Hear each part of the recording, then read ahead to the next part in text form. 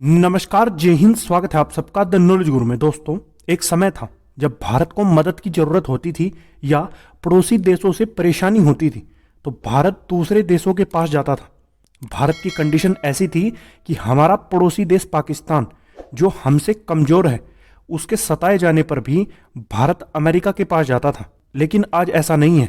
आज भारत हर तरह से कैपेबल है।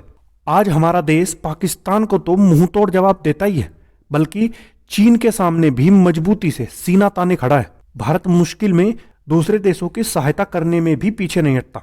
आपको याद होगा, जब श्रीलंका बड़े संकट से गुजर रही थी, तब भारत उनके लिए एक बड़े संकट मोचन के रूप में उभरा था। अभी टर्की और सीरिया में भूकंप के कारण हाहाकार मचा हुआ है।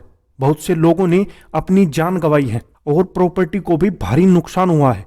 इस स्थिति को देखते हुए भारत टर्की और सीरिया की सहायता के लिए आगे आया है और ऐसा करने वाला भारत पहला देश बन गया है। यानी अभी तक दुनिया में भारत पहला देश है जो टर्की की मदद करने के लिए आगे आया है। इस प्राकृतिक आपदा से जूझ रहे टर्की के लोगों के लिए मेडिकल और अन्य सहायता भेजी है। इस डिजास्टर के कुछ समय बाद ही रिलीफ एंड रेस्क्यू टीम को डिजास्टर हिट जोन में भेजा गया।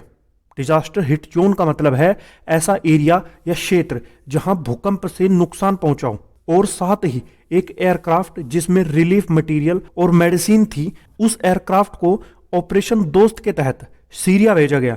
ये पहली बार नहीं है जब भारत किसी देश की मदद कर रहा है। इससे पहले भी कोरोना काल में भारत कई देशों की सहायता कर चुका है।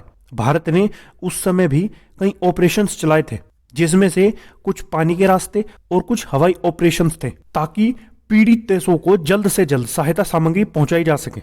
जब यूक्रेन में लड़ाई छिड़ी, तब भारत ने ऑपरेशन गंगा नाम का एक अभियान चलाया था, जिसमें भारतीयों के साथ साथ विदेशियों को भी उस सिचुएशन से सेफली निकालकर उनके घर पहुंचाया था। उस समय तिरंगे की ताकत को पूरी दुनिया ने देखा था। जिस किसी के हाथ में भी तिरंगा था, चाहे वो किसी भी कंट्री का हो, उसे किसी भी तरह का कोई नुकसान नहीं पहुंचाया गया, बल्कि उसे रेस्क्यू टीम तक भी सेफली पहुंचाया गया। हाल ही में एनडीआरएफ ने जो बचाव कार्य किया, पीएम नरेंद्र मोदी ने उसकी प्रशंसा करते हुए कहा कि मैं एनडीआरएफ के प्रयासों की सराहना करता हूं और देश आपकी तैयारियों के प्रति आश्वस्त है। लेकिन मैं आप सभी से अनुरोध करूंगा कि आप इस पर न रुकें और अपनी क्षमताओं को बढ़ाते रहें, ताकि एनडीआरएफ दुनिया में सबसे अच्छा बचाव और राहत दल बन सके। और अंत में उन्होंने कहा कि चाहे तुर्की हो या सीरिया, हम पूरी दुनिया को अपना परिवार मानते हैं। आज पूरी दुनिया में भारत का नाम गूंज रहा है। टर्की में इंडिया इंडिया के नारे लगाए जा रहे हैं। लोग भारत के इस काम की प्रशंसा कर रहे हैं। टर्की के लोग वीडियो बनाकर भारत का धन्यवाद कर रहे हैं। लेकिन जरूरत के समय ज्यादातर देश भारत की मदद के लिए आगे नहीं आते। आज पाकिस्तान जैसा देश भी भारत से सहायता की उम्मीद रखता है। भारत की यही समस्या है। अब इसे भारत की अच्छाई कह लो या कमजोरी, जिसके चलते भारत दुश्मन की भी मदद करने को तैयार रहता है। लेकिन क्या हमें पाकिस्तान जैसे आतंकी देश की मदद करनी चाहिए? कमेंट करके अपने विचार हमें जरूर बताएं। आज की वीडियो में इतना ही। मिलते हैं अगली वीडियो के साथ। तब तक के लिए धन्यवाद। जय हिंद।